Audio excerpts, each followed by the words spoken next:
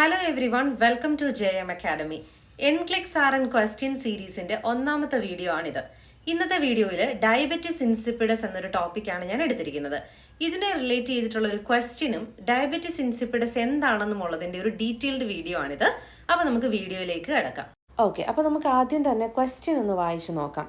Question ഇതാണ്: the client with a history of diabetes insipidus is admitted with polyuria, polydipsia and mental confusion.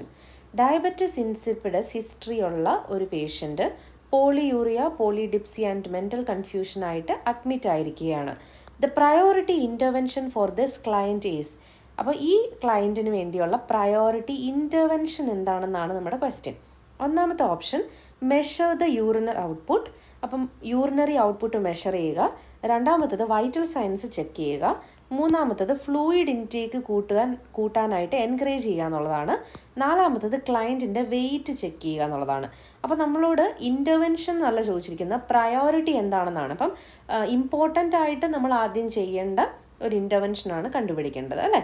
അപ്പം 4 ഓപ്ഷനിൽ നിന്ന് നമ്മൾ ഒരെണ്ണം ചൂസ് ചെയ്യുകയാണ് ചെയ്യേണ്ടത്. സോ ഇവിടെ നമുക്ക് ഡയബറ്റിസ് ഇൻസിപ്പിഡസ് എന്താണെന്നും അതിൻ്റെ സിംറ്റംസ് അല്ലെങ്കിൽ ഈ പോളിഡിപ്സിയ, പോളിയൂറിയ ഒക്കെ എന്താണെന്ന് ആദ്യം നോക്കാം. ഡയബറ്റിസ് ഇൻസിപ്പിഡസ് എന്ന് പറയുന്നത് ഒരു റെയർ ആയിട്ടുള്ള കണ്ടീഷനാണ്. നമുക്കറിയാം കിഡ്നിയാണ് ഫ്ലൂയിഡിൻ്റെ ബാലൻസ് മെയിൻറ്റെയിൻ ചെയ്യുന്നതൊക്കെ, അല്ലേ? അപ്പോൾ ഹെവി യൂറിനേഷൻ ഉണ്ടാകുകയും ഇൻറ്റൻസ് ആയിട്ട് ഒരാൾക്ക് തേഴ്സ്റ്റ് സംഭവിക്കുകയും ചെയ്യുന്ന ഒരവസ്ഥയാണ് ഡയബറ്റിസ് ഇൻസിപ്പിഡസ്. അതായത് ബോഡിക്ക് ഫ്ലൂയിഡിനെ ഹാൻഡിൽ ചെയ്യാനായിട്ട് അല്ലെങ്കിൽ റെഗുലേറ്റ് ചെയ്യാനായിട്ട് പറ്റാതെ വരുമ്പോൾ ഉണ്ടാവുന്ന ഒരു കണ്ടീഷനാണ് ഡയബറ്റിസ് ഇൻസിപ്പിഡസ് എന്ന് പറയുന്നത്. ഓക്കെ, ഇത് ഡയബറ്റിസ് മെലൈറ്റസുമായിട്ട് ഇതിന് ബന്ധമില്ല. ഡയബറ്റിസ് മെലൈറ്റസും ഡയബറ്റിസ് ഇൻസിപ്പിഡസും രണ്ടും രണ്ട് കണ്ടീഷനാണ്. ഡയബറ്റിസ് ഇൻസിപ്പിഡസിനാണ് ഹെവി ആയിട്ടുള്ള യൂറിനേഷൻ അല്ലെങ്കിൽ എക്സ്ട്രീം ലെവലിലുള്ള തേഴ്സ്റ്റ് സംഭവിക്കുന്നത് ഡയബറ്റിസ് ഇൻസിപ്പിഡസിനാണ്. ഓക്കെ, അപ്പോൾ നമുക്ക് ഇതിൻ്റെ സിംറ്റംസ് കൂടുതലായിട്ട് നോക്കാം. ഡയബറ്റിസ് ഇൻസിപ്പിഡസിൻ്റെ സിംറ്റംസ് എന്ന് പറയുന്നത് ഇപ്പോൾ പറഞ്ഞതുപോലെ തന്നെ പോളിയൂറിയ എന്ന് പറഞ്ഞാൽ എക്സസീവ് യൂറിനേഷനാണ്. പോളിഡിപ്സിയ എന്ന് പറയുമ്പം എക്സസീവ് തേഴ്സ്റ്റ് ആണ്. നോക്ചൂറിയ എന്ന് പറയുമ്പം രാത്രിയിൽ യൂറിനേഷൻ ഫ്രീക്വൻ്റ് ആയിട്ട് സംഭവിക്കുന്നതിനെയാണ് നോക്ചൂറിയ എന്ന് പറയുന്നത്. ഡീഹൈഡ്രേഷൻ നമുക്കറിയാം, നമ്മുടെ ബോഡിയിൽ നിന്ന് ഫ്ലൂയിഡ് കുറഞ്ഞുകൊണ്ടിരിക്കുകയാണ്, അല്ലേ? ഒരുപാട് യൂറിനേഷൻ സംഭവിച്ചുകൊണ്ടിരിക്കുകയാണ്. അപ്പം ഡീഹൈഡ്രേഷൻ എന്തായാലും സംഭവിക്കും, അല്ലേ? ഹെഡ് ഏക്ക്, വിഷ്വൽ ഡിസ്റ്റർബൻസസ്, ഇതൊക്കെയാണ് കോമൺ ആയിട്ട് വരുന്ന signs and symptoms. Diabetes insipidus വരാൻ ചാൻസ് ഉള്ളത് ഇൻഫെക്ഷൻസോ അല്ലെങ്കിൽ ചില മെഡിക്കേഷൻസ് എടുക്കുന്നവരിൽ, അതായത് കോൾക്കിസൈൻ, ആൻറ്റിവൈറൽ ഏജൻറ്റ്സ്, അമിനോഗ്ലൈക്കോസിഡ്സ് പോലെയുള്ള മെഡിക്കേഷൻസ് എടുക്കുന്നവരിൽ കാണപ്പെടാറുണ്ട്. ഇൻട്രാക്രേനിയൽ സർജറി അല്ലെങ്കിൽ എന്തെങ്കിലും ട്യൂമറൊക്കെ ഉള്ളവർക്ക് ഈ കണ്ടീഷൻ സാധാരണയായി വരാറുണ്ട്. ഇത് കാരണം, അതായത് ഡയബറ്റിസ് ഇൻസിപ്പിഡസ് കാരണം ഒരുപാട് കോംപ്ലിക്കേഷൻസ് ഒരു പേഷ്യൻറ്റിൻ്റെ ബോഡിയിൽ സംഭവിക്കാം. ഫസ്റ്റ് തന്നെ ഡീഹൈഡ്രേഷൻ സംഭവിക്കാം, ഹൈപ്പോനെട്രീമിയ, സോഡിയം ലെവൽ കുറയാം, കൺഫ്യൂഷൻ ഉണ്ടാവാം. നമുക്കറിയാം ബോഡിയിൽ സോഡിയത്തിൻ്റെ അളവ് കുറയുമ്പോൾ ഒരു പേഷ്യൻ്റ് കൺഫ്യൂഷനിലോട്ട് പോകും, അല്ലെങ്കിൽ കോമ എന്നൊരു സിറ്റുവേഷൻ ഉണ്ടാവാം. അതുപോലെ തന്നെ യൂറിനറി ട്രാക്റ്റ് ഡയലേറ്റ് ആകാം, സീഷർ ഉണ്ടാകാം, സെറിബ്രൽ എഡിമ ഉണ്ടാകാം. അപ്പോൾ ഇതൊക്കെ സോഡിയത്തിൻ്റെ ലെവൽ അല്ലെങ്കിൽ ബോഡിയിൽ ഫ്ലൂയിഡിൻ്റെ ലെവൽ കുറയുമ്പോൾ ഉണ്ടാവുന്ന കാര്യങ്ങളാണ്. ഓക്കെ, അപ്പം ഇതൊക്കെയാണ് ഒരു പേഷ്യൻറ്റിന് ഡയബറ്റിസ് ഇൻസിപ്പിഡസ് ഉണ്ടായാൽ അവർക്ക് വരാൻ ചാൻസ് ഉള്ള കോംപ്ലിക്കേഷൻസ് എന്ന് പറയുന്നത്. ഇനി എങ്ങനെ ഇതിനെ മാനേജ് ചെയ്യാം, എന്തൊക്കെ ഇൻ്റർവെൻഷൻസ് ആണ് എടുക്കേണ്ടതെന്ന് ചോദിച്ചു കഴിഞ്ഞാൽ, ഫ്ലൂയിഡ് ബാലൻസ് കൺട്രോൾ ചെയ്യുക ബോഡിയിൽ, അത് ചെയ്യുക. പിന്നെ ഡീഹൈഡ്രേഷൻ പ്രിവെൻറ്റ് ചെയ്യാനുള്ള കാര്യങ്ങൾ, മെഷർമെൻറ്റ്സ് എടുക്കുക. ഡെയിലി വെയിറ്റ് ചെക്കിങ് ആവശ്യമാണ്. പിന്നെ ഇലക്ട്രോലൈറ്റ് കറക്റ്റ് ചെയ്യുക, മെയിൻറ്റെയിൻ ചെയ്യുക, മോണിറ്റർ ചെയ്യുക, ഇതൊക്കെ ആവശ്യമാണ്. അതായത് സോഡിയം പോലെയുള്ള ഇലക്ട്രോലൈറ്റ്സ്. ഓക്കെ, അപ്പോൾ ഇതൊക്കെയാണ് മെയിനായിട്ട് വരുന്ന നഴ്സിംഗ് ഇൻ്റർവെൻഷൻസ് എന്ന് പറയുന്നത്.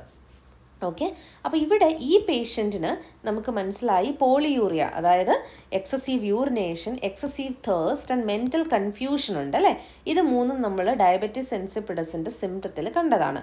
അപ്പോൾ ഇതിൻ്റെ പ്രയർ ഇൻ്റർവെൻഷൻ എന്താണെന്ന് ചോദിച്ചാൽ, ഓഫ് കോഴ്സ് ഇത് 3 കാര്യങ്ങളും ഉണ്ട്. തേഴ്സ്റ്റ് ഉണ്ട്, യൂറിനേഷൻ ഉണ്ട്, അതുപോലെ തന്നെ മെൻ്റൽ കൺഫ്യൂഷനും കൂടി ഉണ്ട്. അപ്പോൾ ഫസ്റ്റ് ആയിട്ട് നമ്മൾ ചെയ്യേണ്ടത് വൈറ്റൽ സയൻസ് ആണ് ചെക്ക് ചെയ്യേണ്ടത്. ഓക്കെ, അതിനുശേഷമാണ് ബാക്കിയുള്ള കാര്യങ്ങൾ നമ്മൾ ചെയ്യേണ്ടത്. പ്രയോറിറ്റി എന്ന് പറയുന്നത് വൈറ്റൽ സയൻസ്. കാരണം നമ്മളുടെ ബോഡിയിൽ ഫ്ലൂയിഡ് ലോസ് സംഭവിക്കുമ്പം അല്ലെങ്കിൽ നമ്മളുടെ ബോഡിയിൽ ഒരുപാട് യൂറിനേഷൻ സംഭവിക്കുകയാണ്. അപ്പോൾ ഫ്ലൂയിഡ് കുറയാണ്, അതുപോലെ തന്നെ ഇലക്ട്രോലൈറ്റ് ഇംബാലൻസ് സംഭവിക്കുകയാണ്, അല്ലേ? അപ്പം ഇത് വൈറ്റൽ സയൻസിൽ നമുക്ക് റിഫ്ലക്റ്റ് ചെയ്യും. അതായത് യൂറിനറി ഔട്ട്പുട്ട് എന്ന് പറയുന്നത് മെഷർ ചെയ്യുക എന്നൊക്കെയുള്ളത് ഇമ്പോർട്ടൻ്റ് ആണ്. സോ യൂറിനറി ഔട്ട്പുട്ട് മെഷർ ചെയ്യുക എന്നുള്ളത് ഇമ്പോർട്ടൻ്റ് ആണ്. പക്ഷെ ഓൾറെഡി പറയുന്നുണ്ട് പോളിയൂറിയ ആണെന്നുള്ളത്. വീണ്ടും അത് മെഷർ ചെയ്യുക എന്നുള്ളതൊരു പ്രയോറിറ്റി അല്ല, അല്ലേ? ഫ്ലൂയിഡ് ഇൻടേക്ക് എൻകറേജ് ചെയ്യുക എന്നുള്ളത് ഈ പ്രോബ്ലം കറക്റ്റ് ചെയ്യില്ല, അല്ലേ? അപ്പം സിയും അവിടെ ഇൻകറക്റ്റ് ആയിട്ട് വരും. ആൻസർ ഡി അവിടെ ഇൻകറക്റ്റ് ആയിട്ട് വരുമെന്ന് പറയുമ്പോൾ ആ ഒരു പെർട്ടിക്കുലർ ടൈമിൽ at this time weight checking അല്ല അവിടുത്തെ പ്രയോറിറ്റി എന്ന് പറയുന്നത്. ഓക്കെ, അപ്പോൾ നിങ്ങൾക്കത് ക്ലിയർ ആയെന്ന് വിശ്വസിക്കുന്നു. ഒന്നുകൂടെ ഞാൻ പറയാം, യൂറിനറി ഔട്ട്പുട്ട് മെഷർ ചെയ്യുക എന്നുള്ളത് ഇമ്പോർട്ടൻ്റ് ആണ്. അത് യൂറിനറി ഔട്ട്പുട്ട് അറിയില്ല എന്നുണ്ടെങ്കിലാണ്, എങ്ങനെയാണ് യൂറിൻ എന്നുള്ളതിൻ്റെ ഒരു ധാരണ ഇല്ലാത്തപ്പോഴാണ് അത് പ്രയോറിറ്റി ആയിട്ട് വരുന്നത്. പക്ഷേ ഇവിടെ പോളിയൂറിയ എന്ന് ഓൾറെഡി കൊടുത്തിട്ടുണ്ട്, സോ അതൊരു പ്രയോറിറ്റി അല്ല.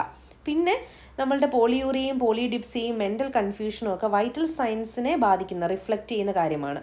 അപ്പോൾ അതൊരു പ്രയോറിറ്റിയാണ്. പിന്നെ സോ ഫ്ലൂയിഡ് ഇൻടേക്ക് കൂട്ടുക എന്ന് പറയുന്നത് ഇപ്പോഴത്തെ സ്റ്റേജിൽ ഒരു പ്രയോറിറ്റി അല്ല. കാരണം ഇത് ഇപ്പോഴത്തെ പ്രോബ്ലം കറക്റ്റ് ചെയ്യില്ല. ഫ്ലൂയിഡ് ഇൻടേക്ക് കൂട്ടുക എന്ന് പറയുന്നത് ക്ലയൻറ്റിൻ്റെ വെയിറ്റ് ചെക്ക് ചെയ്യുക എന്നുള്ളതും ഇപ്പം പ്രയോറിറ്റി ആയിട്ട് നമുക്ക് എടുക്കാൻ പറ്റുന്ന ഒരു ഇൻ്റർവെൻഷൻ അല്ല. സോ ഇവിടുത്തെ കറക്റ്റ് ആൻസർ എന്ന് പറയുന്നത് വൈറ്റൽ സയൻസ് ചെക്ക് ചെയ്യുക എന്നുള്ളതാണ്. അപ്പോൾ ഈ ക്വസ്റ്റ്യൻ എന്താണെന്നുള്ളതും അതിൻ്റെ ആൻസർ എന്താണെന്നുള്ളതും ഡയബറ്റിസ് ഇൻസിപ്പിഡസ് എന്നൊരു കണ്ടീഷനെ പറ്റി ഏകദേശം ഒരു ഐഡിയ നിങ്ങൾക്ക് കിട്ടിക്കാണും. അപ്പോൾ ഈ വീഡിയോ നിങ്ങൾക്ക് യൂസ്ഫുൾ ആയിട്ടുണ്ടെങ്കിൽ താഴെ കമൻറ്റ് ചെയ്യുക. Thank you so much for watching.